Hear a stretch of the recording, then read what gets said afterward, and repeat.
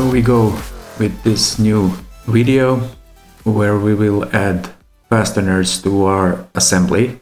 Fusion has fastener library that we can use in our projects. Very useful feature in Fusion. So we go back in history, in timeline, on place where we can add some fasteners. Let's say here. Now go to insert. First, make this component active. Go to insert fastener, and we can go in search like here and type a standard we need like this, or we can go and choose from a list of fasteners. In this situation we need socket head fasteners. There are many standards. I will type DIN 912 standard, select that fastener, go near this edge here, and we will have auto selected fastener here. It's M10, and we have auto length. We will edit that to 40 or 50. 50 seems okay.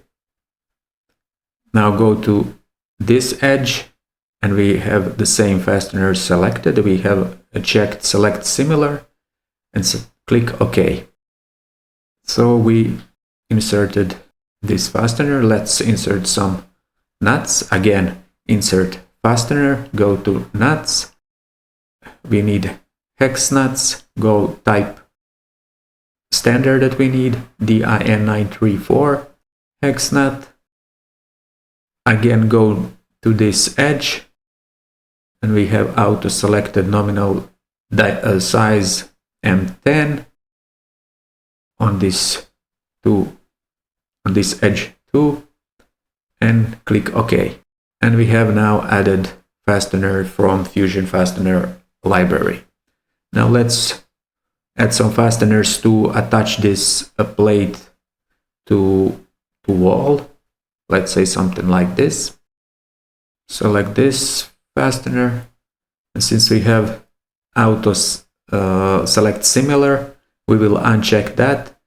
Go to this edge, click, and we will now manually select the other places to insert fastener, but we will edit this dimension.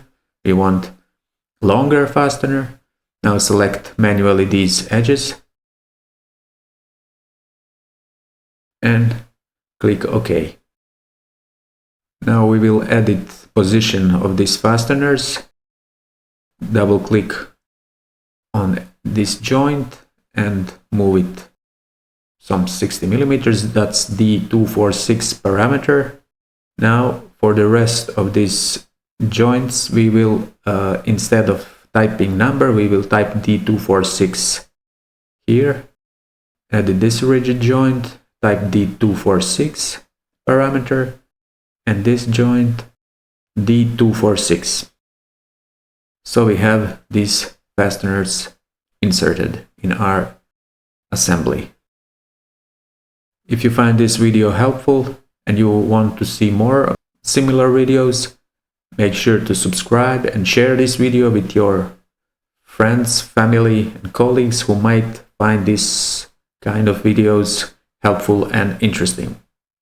Thank you.